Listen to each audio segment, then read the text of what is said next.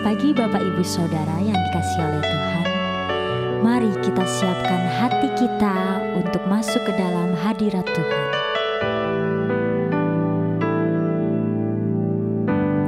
Kau Bapa yang setia, tak pernah sedetik kau tinggalkan diriku. Hatiku teguh di dalam janji-Mu sampai ku melihat kuasa-Mu,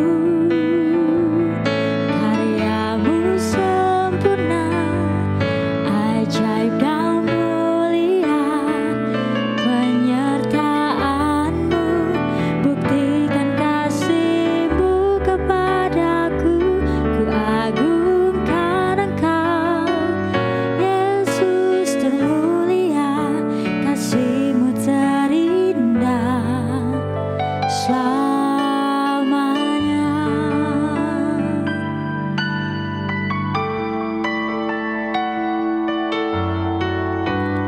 Kau Bapa yang setia, tak pernah sedetik kau tinggalkan diriku.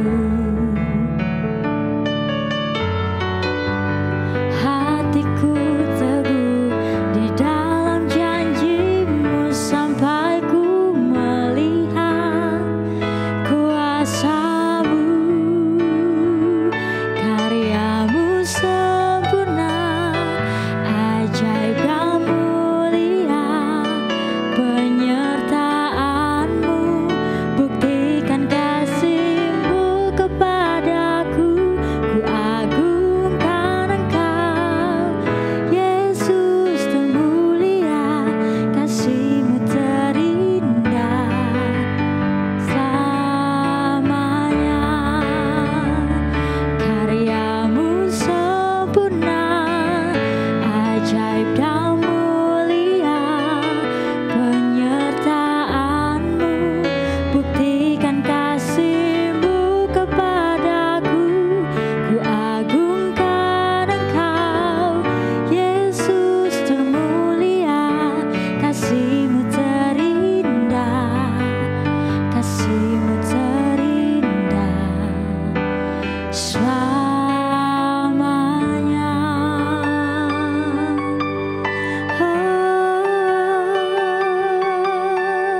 Yesus,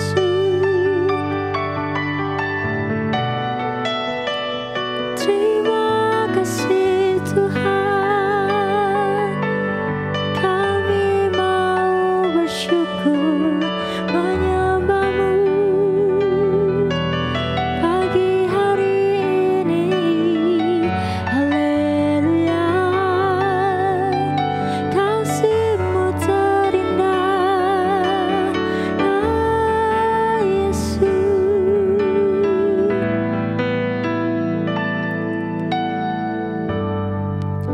Terima kasih Tuhan.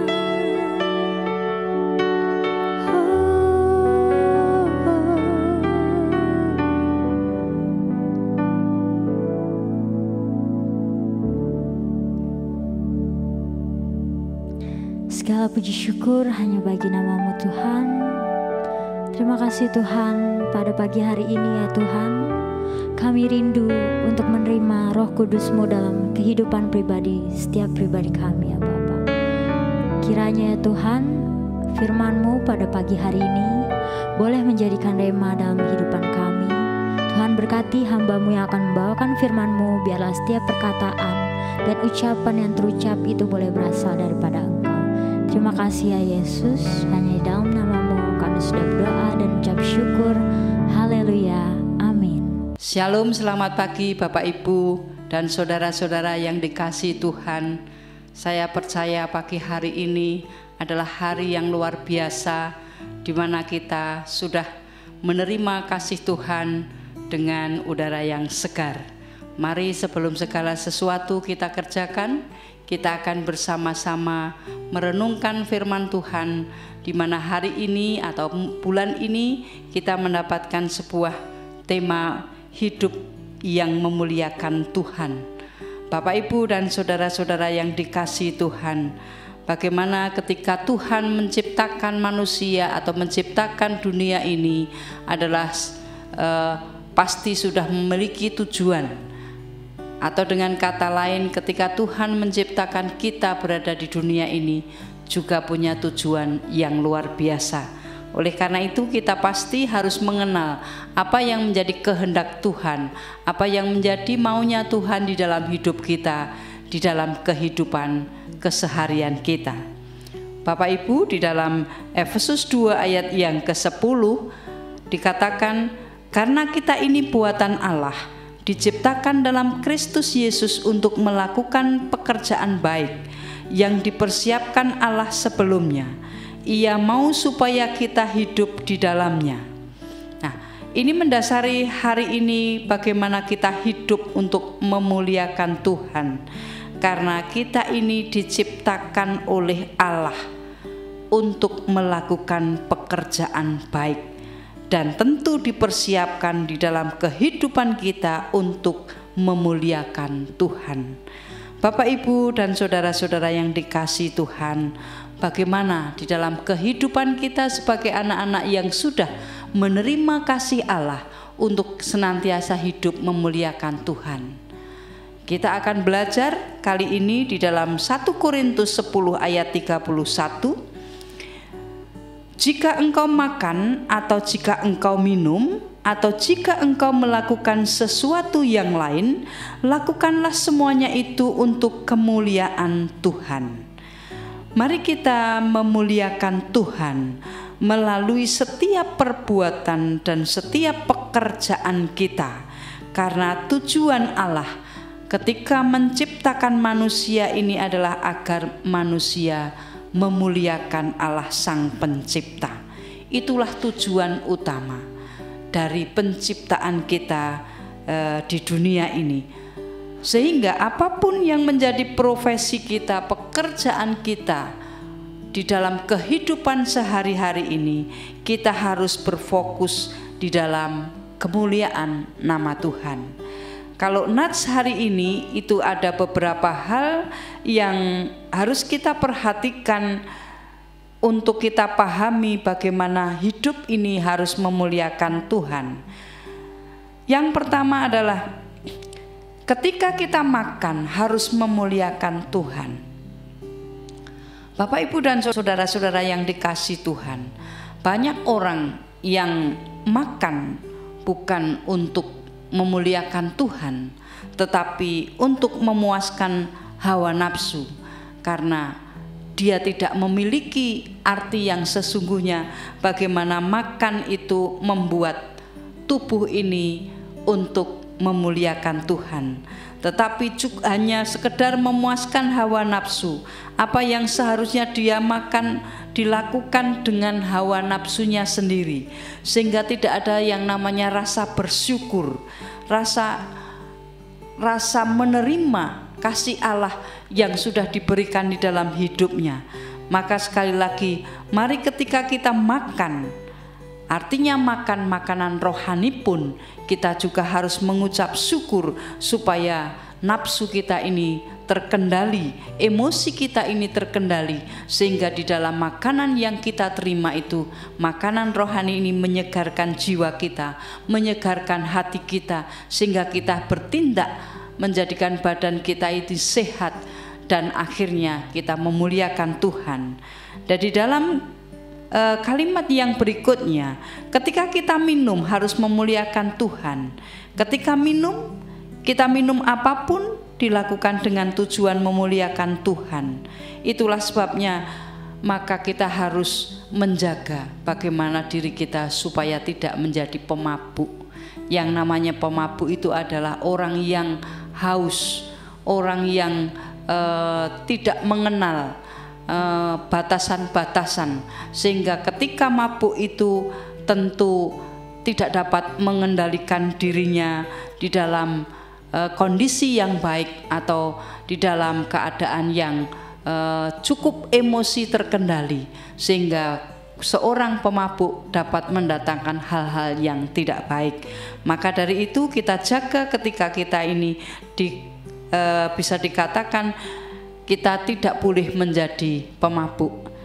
Kita harus menguasai diri kita supaya kita ini tidak dikuasai oleh anggur dosa atau yang memabukkan, anggur yang memabukkan, sehingga kondisi itu akan membuat kita tetap ada di dalam kontrol emosi kita, sehingga minuman yang masuk di dalam kehidupan kita ini menjadi penyegar di dalam kehidupan kerohanian kita maupun di dalam kehidupan jasmani kita. Kemudian yang ketiga di situ dikatakan juga melakukan segala sesuatu yang lain harus memuliakan Tuhan. Artinya di dalam nats itu adalah apapun yang segala sesuatu masuk di dalam kehidupan kita, baik makanan, baik minuman, ataupun segala sesuatu itu harus kita fokuskan untuk kemuliaan nama Tuhan. Karena di dalam Kolose 3 ayat 23 sampai 24, apapun juga yang kamu perbuatlah dengan segenap hatimu seperti untuk Tuhan dan bukan untuk manusia. Kamu tahu bahwa dari Tuhanlah kamu akan menerima bagian yang ditentukan bagimu sebagai upah. Kristus adalah Tuhan dan kamu hambanya. Firman ini menyatakan bahwa kita ini harus berbuat dengan segenap hati kita, sepenuh hati kita untuk Tuhan, bukan untuk manusia. Sehingga ketika kita melakukan semuanya itu fokus di dalam Tuhan, hanya untuk kemuliaan Tuhan, kita akan mendapatkan yang namanya upah. Karena Tuhan sendirilah yang akan memberikan berkat itu kepada orang-orang yang senantiasa hidup seturut dengan Tuhan. Sehingga yang dikatakan segala sesuatu itu semuanya ada kita lakukan dengan berfokus pada Tuhan. Kunci di dalam kehidupan kita untuk memuliakan Tuhan adalah di dalam hal ketaatan. Ketaatan dalam melakukan perintah Tuhan dan tidak bergantung seberapa banyak atau seberapa hebat apa yang harus kita lakukan, tetapi justru kita harus melihat hal-hal yang kecil yang harus kita lakukan, hal-hal yang kecil yang harus kita perhatikan untuk kemuliaan nama Tuhan. Karena seperti yang dikatakan oleh Rasul Paulus, jika engkau makan atau jika engkau minum atau jika engkau melakukan segala sesuatu yang lain, lakukanlah semuanya itu untuk kemuliaan Tuhan. Artinya memuliakan Tuhan itu berarti mengakui dan menghargai kemuliaan Tuhan di atas segalanya. Sekali lagi, memuliakan Tuhan itu memiliki arti mengakui dan menghargai bahwa Tuhan itu ada di atas segalanya. Dan itu akan terjadi kalau di dalam kehidupan kita, di dalam pekerjaan kita memuliakan Tuhan, akan terpancar di dalam semua keberadaan kita, sikap kita, tutur kata kita, apa yang keluar dari mulut kita, apa yang keluar dari pikiran kita, tindakan kita, kita akan menjadi hal yang luar biasa, menjadi saksi Kristus. Dan itulah maka kita memuliakan nama Tuhan. Itu yang pertama. Mari kita memuliakan Tuhan melalui pekerjaan, melalui perbuatan kita di dalam kehidupan kita sehari-hari. Kemudian hal yang kedua, di dalam 2 Petrus 3 ayat yang ke-18. Tetapi bertumbuhlah dalam kasih karunia dan dalam pengenalan akan Tuhan dan Juru Selamat kita, Yesus Kristus. Baginya kemuliaan sekarang dan sampai selama-lamanya. Hal yang kedua, kalau kita ingin memuliakan nama Tuhan, yaitu kita harus memiliki sebuah kerinduan kerinduan untuk terus bertumbuh secara dewasa rohani. Di situ dikatakan bertumbuhlah dalam kasih karunia dan dalam pengenalan akan Tuhan dan Juru Selamat kita. Ketika kita berbicara tentang kekristenan, memang berbicara mengenai sebuah proses pertumbuhan, proses berproduksi, bahkan sampai pada berbuah. Jadi kekristenan itu berbicara tentang pertumbuhan, berproduksi dan berbuah. Sama seperti halnya ketika kita secara fisik kita mengalami sebuah pertumbuhan dari ketika bayi, kemudian anak-anak atau kanak-kanak, kemudian remaja sampai dengan dewasa. Kita akan mengalami sebuah pertumbuhan, sebuah proses, dan akhirnya kita sampai pada mengalami sebuah kedewasaan. Itulah yang dikatakan di dalam 2 Petrus 3 ayat 18, bertumbuhlah dalam kasih karunia dan dalam pengenalan akan Tuhan dan Juru Selamat kita. Tuhan mengizinkan sebuah pertumbuhan, sebuah proses ini melalui setiap kejadian yang ada di dalam kehidupan kita. Lalu bagaimana ketika kita ini diproses oleh Tuhan? Apakah kita menerima dengan sukacita? Apakah kita menerima dengan sungut-sungut? Atau bahkan ketika kita menerima sebuah proses, adakah kita undur diri dari Tuhan? Maka itulah yang membuat bagaimana hidup kita dibawa menuju kedewasaan rohani. Ketika kita sudah menjadi orang-orang yang dewasa rohani, kita akan mengerti hidup ini adalah hidup yang luar biasa, dibawa oleh Tuhan menjadi hal yang luar biasa di dalam kehidupan kita. Maka kita bisa memuliakan Tuhan seperti sama halnya yang dialami oleh Rasul Paulus ataupun Paulus dan Silas ketika berada di penjara. Walaupun berada di dalam kondisi yang terpuruk sekalipun, dia tetap bisa yang namanya mengucap syukur, memuliakan nama Tuhan. Kita diperkenankan untuk melewati sebuah ujian, sebuah proses, supaya kita menang, naik level di dalam kedewasaan rohani, dan akhirnya kita mengerti bahwa Tuhan memiliki tujuan yang indah di dalam kehidupan kita, dan melalui hidup kita, kita dibawa untuk bisa memuliakan Tuhan melalui hidup kita ini. Oleh karena itu, mari punya kerinduan untuk bertumbuh dewasa. Bagaimana ketika kita ada sebuah gesekan tidak menggeserkan daripada kehidupan kita untuk tetap bertumbuh secara iman kita kepada Tuhan. Sehingga inilah melalui proses itu Tuhan akan bawa hidup kita semakin luar biasa dan kita bisa memuliakan nama Tuhan. Bapak, Ibu, dan saudara-saudara yang dikasihi Tuhan, dua hal inilah yang bisa mendasari hari ini bagaimana kita hidup bisa memuliakan nama Tuhan. Mari, apapun pekerjaan kita, apapun profesi kita, kita bisa menggunakan hidup kita, profesi kita memuliakan nama Tuhan. Dan mari kita tetap punya kerinduan supaya kita bertumbuh secara dewasa rohani, sehingga pertumbuhan itu tidak hanya berhenti pada satu titik, tetapi bertumbuh, dan akhirnya kita semakin hari semakin bisa membawa kemuliaan nama Tuhan. Selamat memasuki hari ini di dalam berkat Tuhan. Amin.